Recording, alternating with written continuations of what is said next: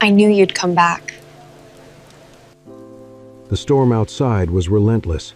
Heavy sheets of rain lashed against the massive glass windows of The Blueprint, blurring the amber streetlights of Chicago into bleeding streaks of gold. A sudden, violent flash of lightning illuminated the empty cafe tables, immediately followed by the deep, vibrating rumble of thunder. Inside, however, it was a quiet sanctuary. Nora moved gracefully between the heavy wooden chairs, a damp cloth in her hand. The melancholic, soothing notes of a vintage jazz record spun on the turntable, filling the dimly lit space with a familiar warmth. It had been a long, exhausting day of serving customers, but the rhythmic motion of wiping down the tables brought her a profound sense of peace. The storm outside only made the cafe feel more alive, yet perfectly serene. The sharp, sudden chime of the brass door knocker sliced through the jazz melody. A gust of freezing wind swept into the cafe, bringing with it the harsh scent of wet asphalt. A man stood in the doorway. Water dripped heavily from his soaked hair, pooling onto the polished hardwood floor. He wore a heavy cashmere coat, now completely ruined, smeared with thick city mud and clinging to his shivering frame. It was David. He slowly pushed the heavy door closed, shutting out the howling wind. His breathing was ragged, shallow, and trembling. He stood there for a long moment, letting his weary eyes sweep across the room. He saw the exposed brick walls. He saw the vintage drafting tables used as coffee counters. He heard the exact jazz record that used to play on loop so many years ago. The entire cafe was an exact, living replica of the very first architectural blueprint they had ever drawn together. A slow, exhausted breath escaped David's pale lips. A look of overwhelming relief washed over his face. He looked like a fragile man who had lost his way in the dark, only to finally find a beacon of light. He had lost everything out there in the storm, but looking around this room, it felt like he had finally found his way home. David dragged his muddy leather shoes across the pristine floor, making his way toward the main counter. Behind the bar, Nora had not stopped moving. She stood with her back partially turned to him, slowly and methodically polishing the gleaming copper of the vintage espresso machine. He stopped just inches from the counter. He lowered his tired shoulders, looking like a man who had carried the weight of the world and could not take another step. "Nora," he whispered. His voice was deep, breaking with genuine exhaustion. "I am back." The cloth in Nora's hand stopped moving. The jazz record crackled softly in the tense silence. Slowly, deliberately, Nora lifted her head. She turned to face him. There was no sudden gasp. There was no widening of her eyes. Her gaze was as still and impenetrable as a frozen lake in the dead of winter. Her voice, when she spoke, was as gentle and soft as it had been 5 years ago. "I knew you'd come back."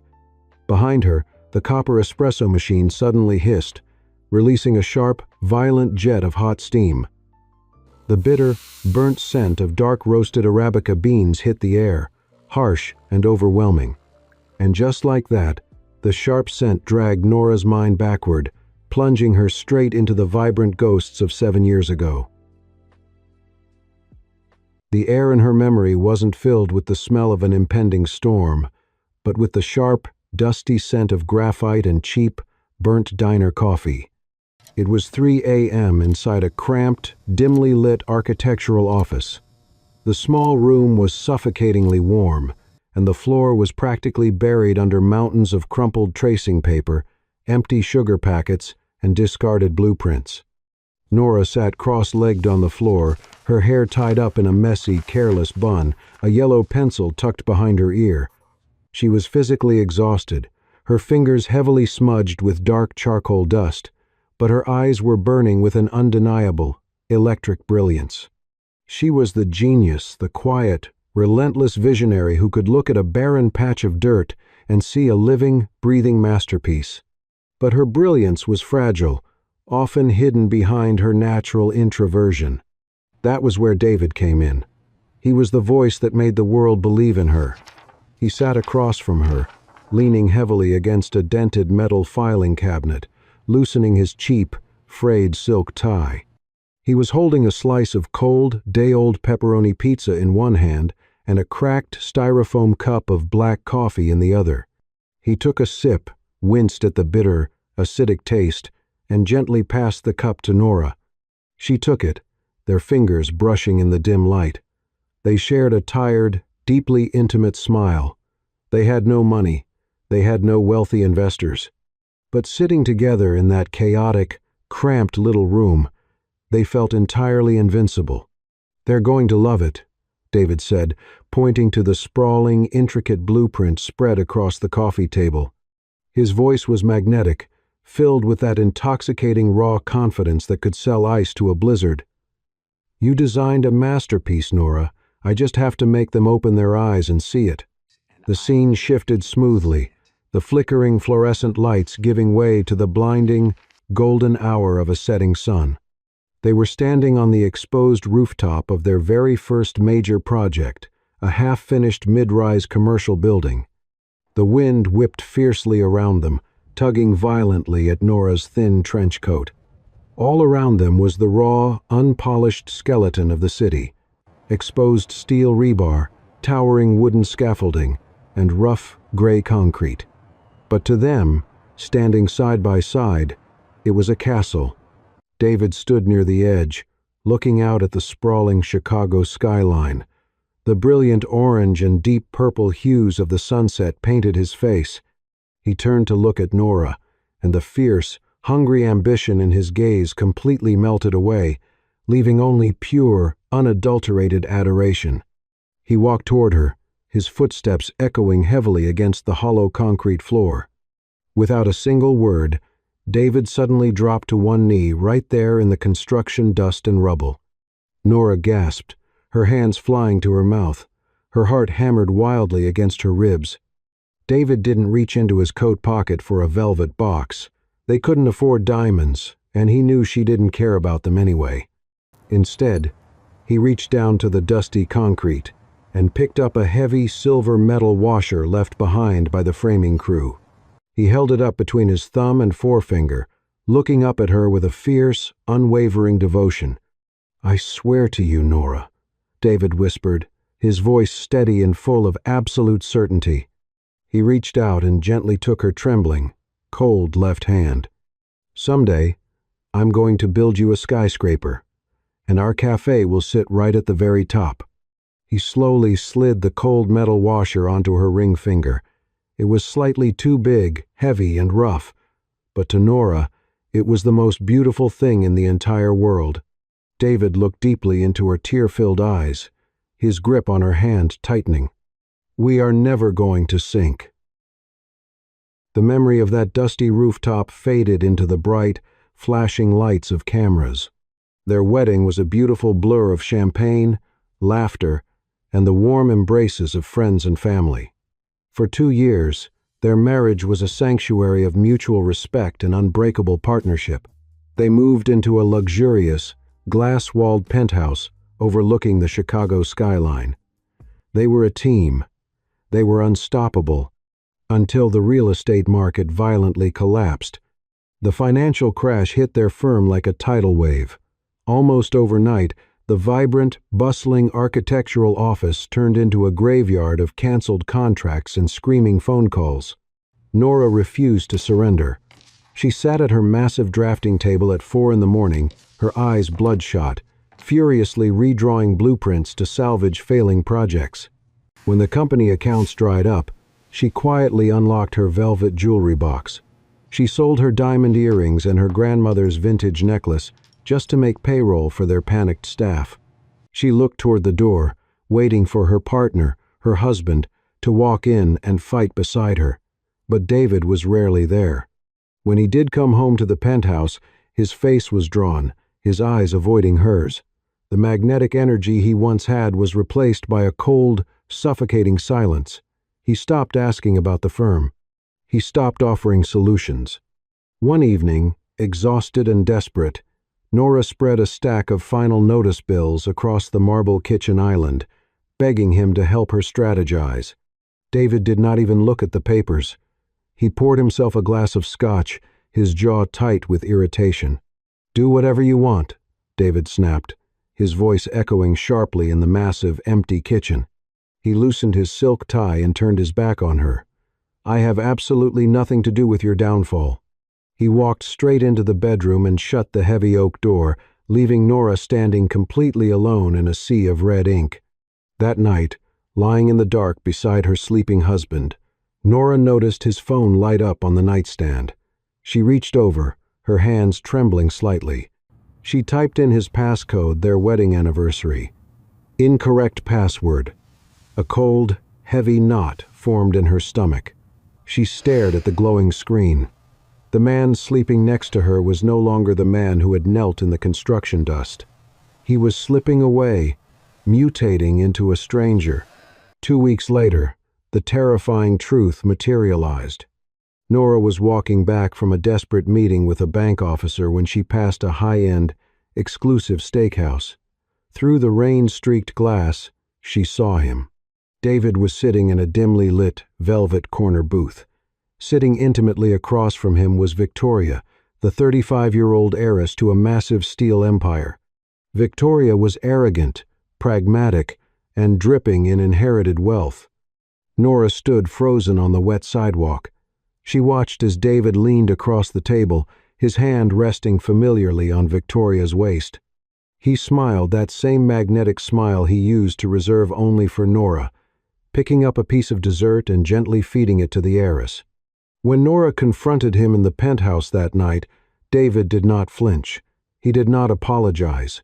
Instead, he twisted reality with terrifying ease. "Are you insane, Nora?" he yelled, throwing his coat onto the sofa. "I am out there begging for capital to save our firm. I am trying to help you, and you are throwing a pathetic, jealous tantrum?" She wanted to believe him. She tried to believe him. But the final, fatal blow came on a Tuesday morning. Men in gray suits arrived at the architectural firm, placing heavy padlocks and foreclosure notices on the glass doors. The company was dead. As Nora stood numbly in the hollow, echoing office, a courier walked up and handed her a thick manila envelope. Her hand shook as she tore it open. Inside lay a stack of divorce papers, already signed in David's bold, aggressive handwriting. Beneath the legal documents was a thick, gold-embossed envelope. She pulled out a wedding invitation. "Victoria and David request the honor of your presence." Tucked at the very bottom was a grim financial summary. David had secretly liquidated their joint accounts, funneling the remaining capital into offshore shell companies to protect himself. He had taken everything. The only asset he had deliberately left in her name was a worthless, crumbling brick warehouse on the edge of the city, the very building she was standing in now. Nora dropped the papers to the floor. She grabbed her phone and dialed his number. He answered on the second ring. The background noise sounded like a luxury airport lounge.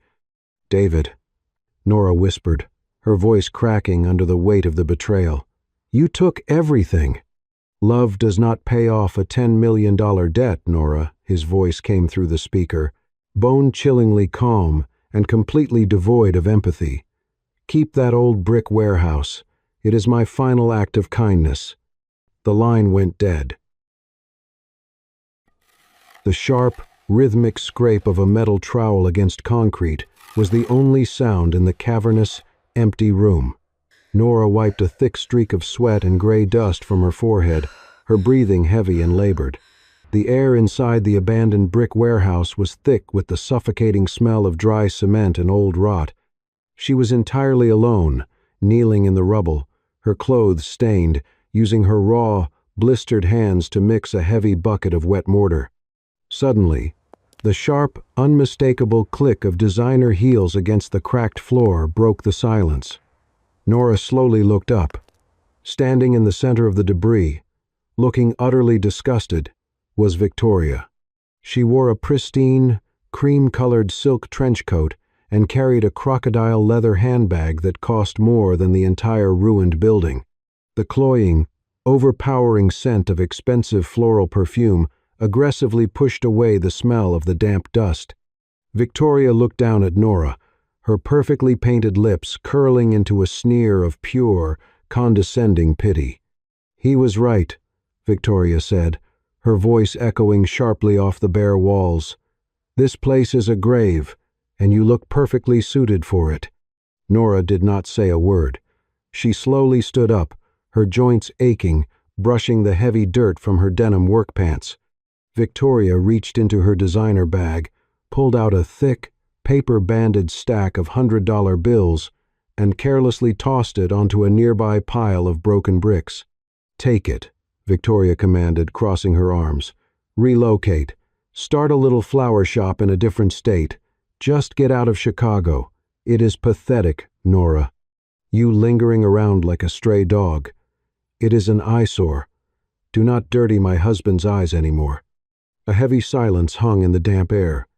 Nora looked at the stack of cash. She did not scream. She did not cry. The agonizing betrayal of the past weeks had completely burned away all her tears, leaving behind nothing but a cold, terrifying focus. Slowly, deliberately, Nora walked over to the bricks. She picked up the stack of money. She walked right up to Victoria, closing the distance until the heiress instinctively took a nervous half-step back. Nora grabbed Victoria's wrist and pressed the money firmly back into her soft, perfectly manicured hand. Victoria flushed with anger.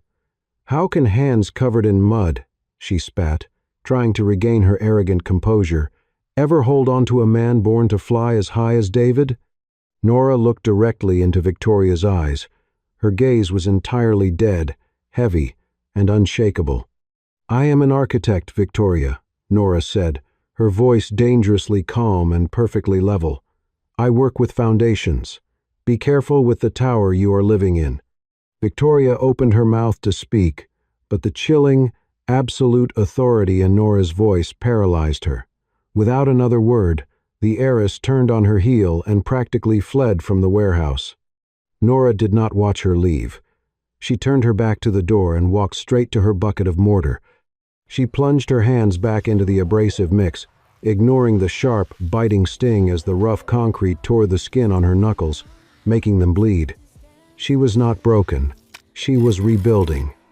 Over the next year, Nora slowly transformed the ruined warehouse into a beautiful, thriving cafe. The town whispered that she was a lunatic, meticulously recreating the exact aesthetic of the architectural firm she had lost, playing the same old jazz records, buying the exact same vintage leather chairs. They thought she had gone mad, building a tragic, desperate shrine to the man who had destroyed her. They were entirely wrong. Nora kept the design because it was her design. She loved the exposed brick walls. She loved the melancholic jazz. She had built that aesthetic with her own brilliant mind and her own two hands. She absolutely refused to destroy the things she loved just because a coward had walked away from them. She was not preserving his memory. She was honoring her own survival. The violent hiss of the espresso machine abruptly severed the memory, snapping the timeline sharply back to the present. The rich, warm scent of dark roast filled the golden-lit sanctuary of the cafe. It was a stark, brutal contrast to the man standing on the other side of the mahogany counter. David was a ruined, shivering mess of soaked cashmere and street mud, dripping freezing rainwater onto the pristine floor. He leaned heavily against the polished bar, gripping the edge until his knuckles turned white. He lowered his head, forcing a desperate, broken tremor into his voice.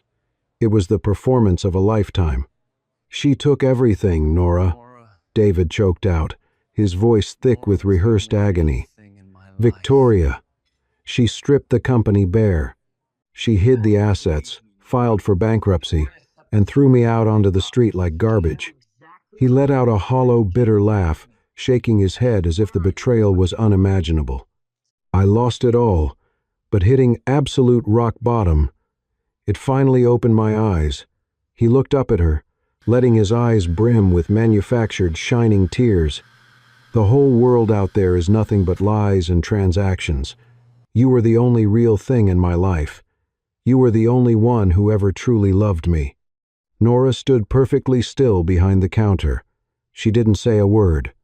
Encouraged by her silence, David took a slow, deliberate breath. He leaned closer across the bar, his eyes pleading and wet with remorse. Slowly, he raised his cold, trembling hand, reaching out across the counter to gently cup her cheek. "Let's start over, Nora," he whispered, his voice incredibly soft, dripping with manipulative desperation. "Please, let's just start over." His hand hovered in the empty space between them. He waited for her to lean into his palm. He waited for her stoic facade to break, for the tears to fall, for the desperate embrace of a woman who had waited 5 long years in this dusty tomb for his return. But Nora did not lean in. She did not flinch away. She did not cry. Instead, she simply looked at his hovering, trembling hand. Her dark eyes were not filled with rage, nor were they clouded with lingering heartbreak. They were entirely, devastatingly blank. She stared at him with the chilling, absolute indifference of a person looking at a stranger's forgotten umbrella left out in the rain. In that deafening, heavy silence, David's grand illusion completely shattered. Slowly, seamlessly, Nora took a half-step backward. David's trembling fingers grasped nothing but empty air. His hand slowly dropped to his side, a flicker of genuine confusion crossing his pale, exhausted face. Nora did not explain. She simply turned, picked up the small, porcelain cup of freshly brewed espresso, and placed it gently on the wooden counter between them. The dark, bitter liquid steamed in the dim light, the sharp aroma filling the heavy silence. Then she looked up at him. The edges of her mouth curled upward into a soft, perfectly serene smile. "I knew you'd come back," she repeated, her voice light and effortless. David exhaled a heavy sigh of relief. He completely misread the smile. The confusion melted from his face, quickly replaced by that familiar, arrogant certainty. He took a sudden, eager step forward, throwing his arms open to finally pull her into a desperate, clinging embrace. "Stop." The word was not shouted. It was spoken softly, yet it carried the chilling, absolute authority of a judge handing down a final, inescapable sentence. David froze in his tracks. Nora reached into the deep pocket of her canvas apron. She did not pull out a handkerchief to wipe away his tears. She pulled out a thick, legally bound stack of papers, stamped with a heavy blue notary seal. She slid the document across the polished mahogany bar, stopping it right next to his steaming cup of espresso. David stared at it. His eyes darted to the bold, capitalized letters printed at the top of the page. "Deed of sale and transfer of ownership. I knew you would come back tonight, David," Nora said, her voice dropping to a low, conversational whisper. "Not because you missed me, not because Victoria threw you out, but because you are drowning in toxic debt and you are desperately trying to acquire the South Loop mega project to save your own skin." David's face went entirely bloodless. His jaw went slack. The rehearsed sorrow vanished from his eyes in an instant, replaced by pure, unadulterated terror. "This cafe," Nora continued, tapping her perfectly manicured fingernail against the solid wood of the bar, "sits directly in the dead center of that commercial zone. It is the core parcel. You needed my land to close your massive real estate deal. You came back tonight to manipulate me into signing it over to you for free." David's breathing turned shallow and erratic. He frantically scrambled to pick up the contract, his wet, muddy fingers staining the crisp white paper. His eyes widened in absolute horror as he read the signature, printed boldly at the bottom. "I sold the land, David," Nora stated, her voice as smooth and cold as glass. 2 hours ago, to Richard Sterling." The name hit him like a physical blow to the chest. Richard Sterling was a ruthless billionaire and David's most cutthroat corporate rival. With this parcel in his possession, Richard just legally triggered a hostile takeover of the entire South Loop project. He swallowed your final development whole. You aren't just bankrupt anymore, David.